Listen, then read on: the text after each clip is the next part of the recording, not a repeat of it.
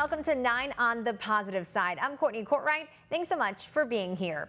In Beaufort County, one Washington man says he's trying to change the community for the better. Bishop Samuel Jones Jr. has two community projects. One is called the Share Shop. The other is called Miracle Meals. The Share Shop has clothes, furniture, kitchen items, and more. And Miracle Meals offers fresh produce and food. Both are completely free. Bishop Jones says his sites serve hundreds.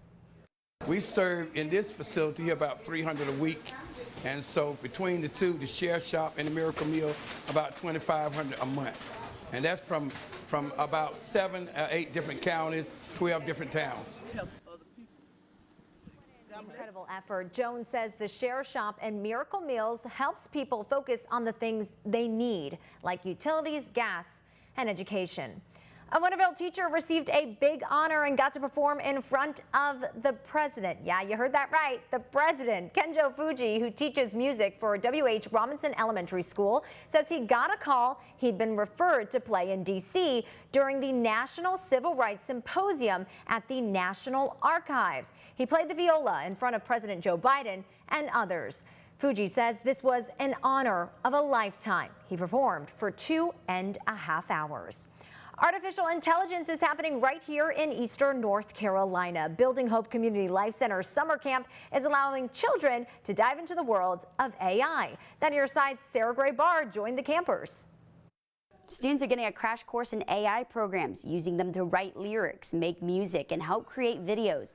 I caught up with organizers to find out just how they're using this technology. Levi Casta with Building Hope says each week the camp focuses on a different lesson.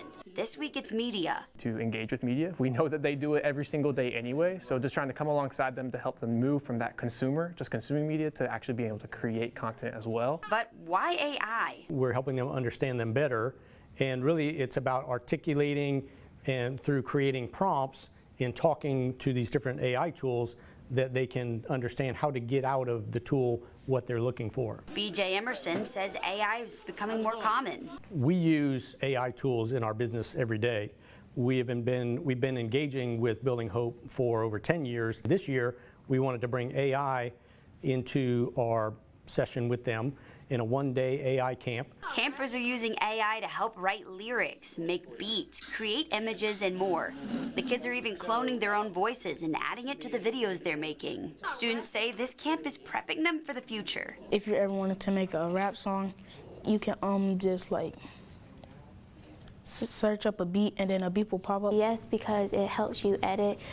You can upload it to any other apps like YouTube. You could edit YouTube, your YouTube videos, and code other things. It's a tool, Casto says. AI is just this new, unique thing that I think a lot of our students know about, but maybe don't know or understand how it can help them create that content. I even got to try it out. Those I spoke to say, this camp is looking into the future, preparing students for what's coming next in the technology world. By the way, I'm not actually speaking.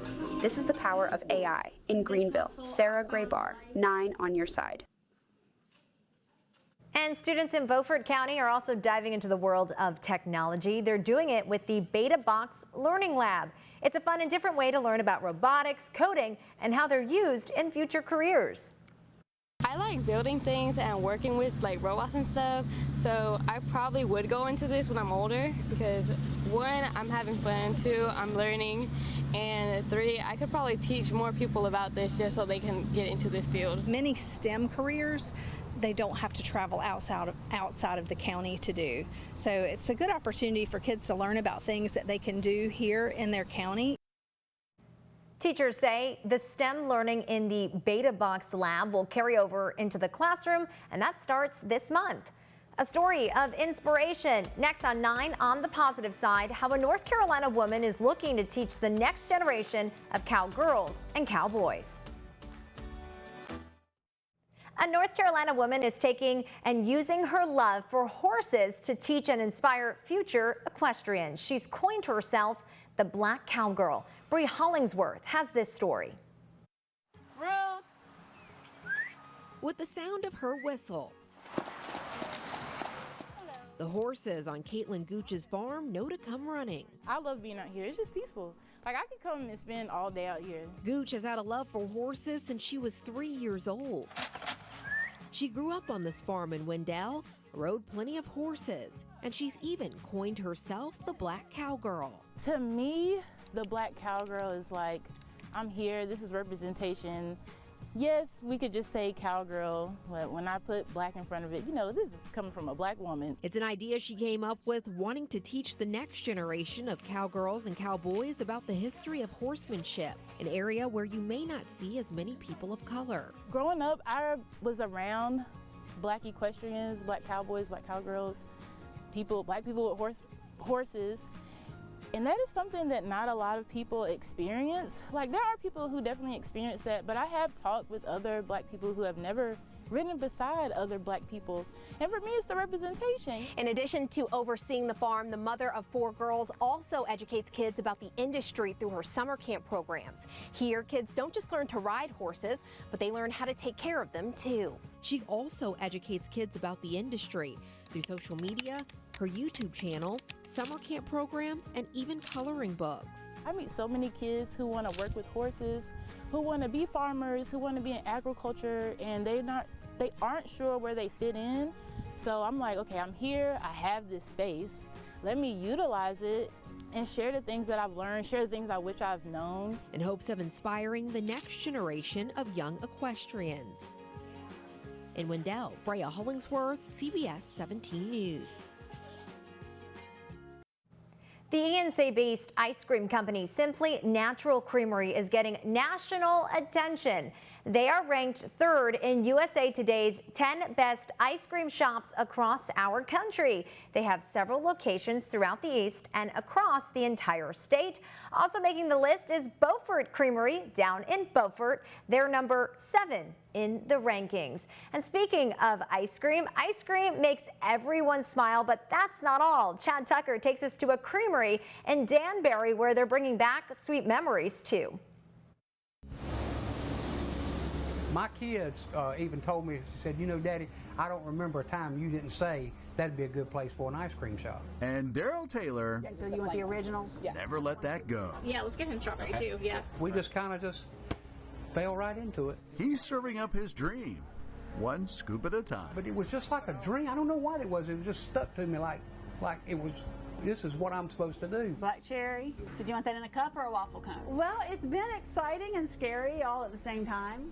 For Daryl and his wife, Teresa. And I had some money saved up. And I said, they push past that fear. He made my dreams come true because I always wanted to come back to the mountains. And with Faye, everything went just like clockwork. So on this side of our cabinet, we have our... making daily homemade ice cream. The first batch will be about 10 minutes. And warm waffle cones. So we can literally make a waffle cone every 30 seconds. It's all been a sweet success. Chocolate and a blueberry, 1 scoop each. Because it's important to us that we have better than whatever you can get anywhere else. And it's very popular. Almost everything that goes into it is locally grown and locally loved. I got my blueberry waffle cone, freshly made, and vanilla. Ice cream. It's the perfect summertime savor. It makes us all smile and takes us back. And what it is ice cream is a memory. Isn't that good? My first memory was my grandpa's burger barn in Walnut Cove. They sold orange pineapple. Well, he loved that orange pineapple, and I did too. Me and him would get orange pineapple. For Daryl, it's orange pineapple. For Teresa, butter pecan. Our butter pecan, people who love butter pecan say that ours is the best they've ever had. Just for the flavor of butter pecan, I drive all the way to Newton Grove to get that. It's whatever brings you that smile and sweet memory. So it's just that moment of reliving childhood with their grandparents or their mom and dad. You know, it's always been my dad's favorite flavor. So I don't ever see butter pecan that I don't think of my daddy. In Danbury, North Carolina. His dream became my dream. Going down memory lane. It very much started off as his. I'm Chad Tucker. And now I like to joke and say he's dreamt about it for 25 years and he married me and I made his dreams come true. But that's great. And speaking of ways to make you smile, in Virginia, fur babies got their close-up. The Roanoke Valley SPCA offered summertime portraits. Owners signed their pets up for a fun in the sun photo shoot. Leaders say the portraits were such a high demand in winter, they couldn't wait to host shoots all over again. We've offered pet portraits in the past around Christmas. We've had photos with Santa Paws, and it's so popular we thought we would expand to all the seasons and have folks come in. How much fun is that? Dogs and cats received a digital high-resolution portrait for a donation of $20. A woman is celebrating being 100 years young. When we come back on 9 on the positive side, her unique party up in the sky. A former pilot is taking her birthday celebration to the sky. Erin Kernan shows us her special ride. When I was a kid, I was on the farm, and a guy had a plane, an old one, you know, and I used to watch that plane come down in our field across from our farm. For as long as she can remember, Velma Hannes has always wanted to fly airplanes. It's just something you think about when you're a kid, you know, far, far in dreams back then. She didn't pursue the dream as a young woman because her dad was against it. Ready? Yep. Okay. Today, she's taking to the sky. You want to step onto that? I want to step onto here. To celebrate a special day. How does it feel to be 100? I can't tell you because I don't feel any different, you know. Well, I mean, when I have my health, you know, really, I mean, it doesn't feel any different than yesterday or, say, 10 years ago. Oh, this is going to be great. Oh, my God, I mean... Gary Brandenburg is at the controls today. Let's do it. Let's make it happen. How many years have you been at it, Gary? Since 1988.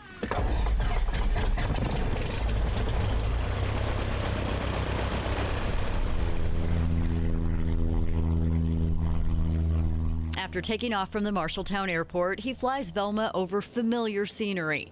Her home at the Village Cooperative, the courthouse, the hospital.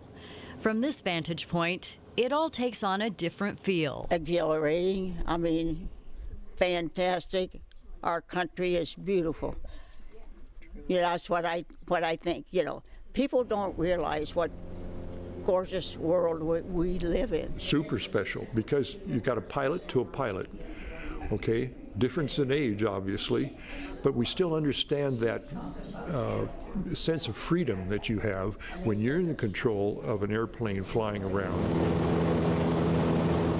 That's right. Velma is the co-pilot of this flight. So I waited until I was able to fly myself, you know, and I had to wait till my father passed away because he said, don't you get in one of those things because they'll kill you. She was married with kids, middle-aged by the time she got her license. You have to take the tests and all that, you know. I passed those as flying colors. It's just something that's you're born with or you want to do, you know. So I'm tickled to death that I did it when I did. But I was real proud when I brought it in one time that a guy said, perfect landing, you know. Yeah, you know, I mean, you're really kind of proud of yourself, you know. Velma's neighbors are proud to know her. I'm hoping I have that much abilities or that much spunk when I get that age. Never a dull moment with her around. How would you describe her? A live wire. Terry McCrary arranged today's flight and says he's learning a lot of life lessons from Velma. Just keep on going, I guess. She never let the dream die about going flying again. What did it do for your heart to give her that experience? It made my day. Yeah, it just, I mean, when you do something like that to help people with a dream. Something you always wanted to do, you know, if you want to do it, it can be done easily, you know. You don't fight it, you know, it's something you want to do. It's never too late. If you've got a dream, hold on to the dream and don't let anybody else tell you you can't do it. Okay, next year at this time we're going to do it again. Oh, okay. Is that all right? I'll hold you to it. All right. Okay. What a birthday to remember for sure. And speaking of birthdays to remember, it's a lifelong dream that's finally achieved for a woman in Arizona. Take a look at this. Marge Berg celebrated her 90th birthday Skydiving. Marge says she's always wanted to skydive after seeing former President George H.W. Bush skydive on his 90th birthday back in 2014. And her wish, you see her right there, it came true, jumping from a plane, falling at 14,000 feet and taking in all those beautiful sights. Marge's smile as big as ever through it all. Just wonderful, like I was a bird, you know. It was exciting. And to see everything from up there was wonderful, just wonderful. Her daughter says she's always been a bit of a thrill seeker and was glad she got to check one more thing off of her bucket list. A veteran received a special gift in Colorado. The Professional Golf Association teamed up with Military Warrior Support Foundation and Wells Fargo to award their 9th mortgage-free home to retired Staff Sergeant Zachary Ruttman. He enlisted in the Air Force immediately after the 9/11 attack and served in the Tactical Forces Group. He was awarded the Purple Heart, the Air Force Combat Action Medal, and more recognitions. We don't necessarily feel like we're forgotten. I've never felt like I've been forgotten, but sometimes it just kind of fades. And this is a testament to making sure that doesn't happen. Zachary is a mentor in the Air Force Wounded Warriors program and is competing in adaptive sports. Some fascinating creatures are done with a round of rehab at an aquarium in North Carolina. We'll head to the shore to see their send-off next. This story takes us to sea. Some turtles are on their way after they finished a round of rehab at an aquarium in North Carolina. Chris Wynn was there for the send-off. Families and turtle lovers gathered on Coquina Beach this morning to cheer on 2 rehabilitated sea turtles as they return to their home in the ocean. The Sea Turtle Assistance and Rehabilitation Initiative, known as STAR, works with the North Carolina Aquarium to nurse vulnerable turtles back to health. Whether they be sick or injured, a hook ingestion, even just general lethargy from maybe being out on the sand a little too long, if they need help, we are there. One of those turtles, a massive 335-pound loggerhead, appropriately named Behemoth. A lady paddleboarding there saw it and then went back the next day and saw it again and realized that something was up. That turtle shouldn't be in the same place 2 days in a row. He was extremely anemic. We were able to do iron supplements and iron injections with him. Lots of good food to beef his weight up a little bit so that was more stable. Strapped on Behemoth's shell is a tracker that has information about his medical history in the event of restranding at another facility. And right on his tail, a 7-pound green sea turtle that was found last Christmas Eve, named Frozone. Frozone had a really bad case of frostbite, so that led to some tissue and bone deterioration. As for where the 2 turtles are heading, you can't predict them. They're like people. They go where they want. We are curious, just like everybody else, where he's going to go after release, whether he's going to stick around, hang out with the ladies this summer. I cry every time. It's like a proud mom moment when they're finally leaving the house or leaving the nest. In Nags Head, photojournalist Chris Wynn, 10 on your side. Really is an incredible effort there. Thanks so much for joining us for 9 on the positive side, but take a look at this selfie. We have a special selfie right here, a cow taking a selfie right there. We'll see you next weekend, everyone.